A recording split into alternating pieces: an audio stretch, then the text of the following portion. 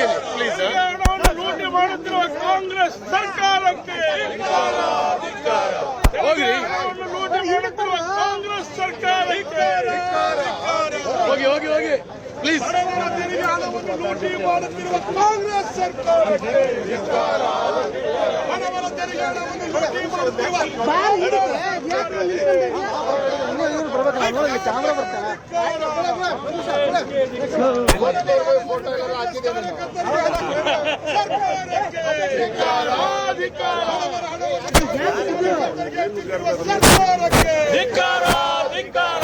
Media competition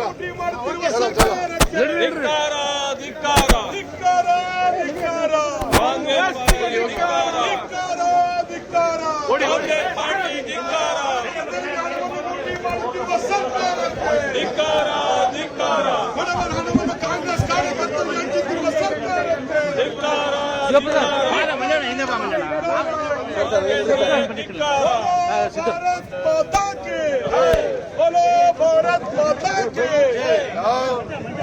ಅಶೋಕರ್ ಹೇಳೋದಕ್ಕೆ ಅವ್ರು ಮಾಡೋದು ಸರಿ ಅದ್ರಲ್ಲಿ ಏನೋ ಚಪ್ಪಲಿ ಹಾಕೊಂಡಿರೋಲ್ಲ ಹಿಂದೆ ಹೋಗ್ರಿ. ಹೋಗಿ ಹೋಗಿ ಹೋಗಿ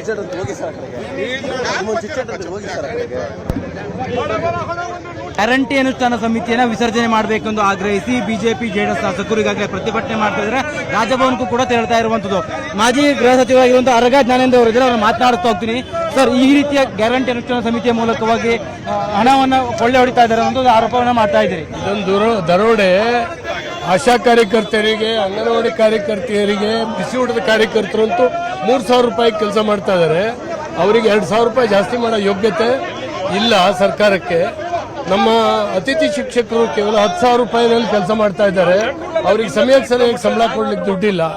ಇಂಥ ಪರಿಸ್ಥಿತಿನಲ್ಲಿ ಸರ್ಕಾರ ಗ್ಯಾರಂಟಿ ಸಮಿತಿಗಳನ್ನ ರಚನೆ ಮಾಡಿ, ಗ್ಯಾರಂಟಿ ಯೋಜನೆಗೆ ನಮ್ಮ ವಿರೋಧ ಇಲ್ಲ, ಆ ಸಮಿತಿಗಳನ್ನು ರಚನೆ ಮಾಡಿ ಕಾಂಗ್ರೆಸ್ನವರಿಗೆ ಹಂಚ್ತಾ ಇದ್ದಾರೆ. 40,000 50,000 ರೂಪಾಯಿ ಸಂಬಳ ಕೊಡ್ತಾ ಇದ್ದಾರೆ.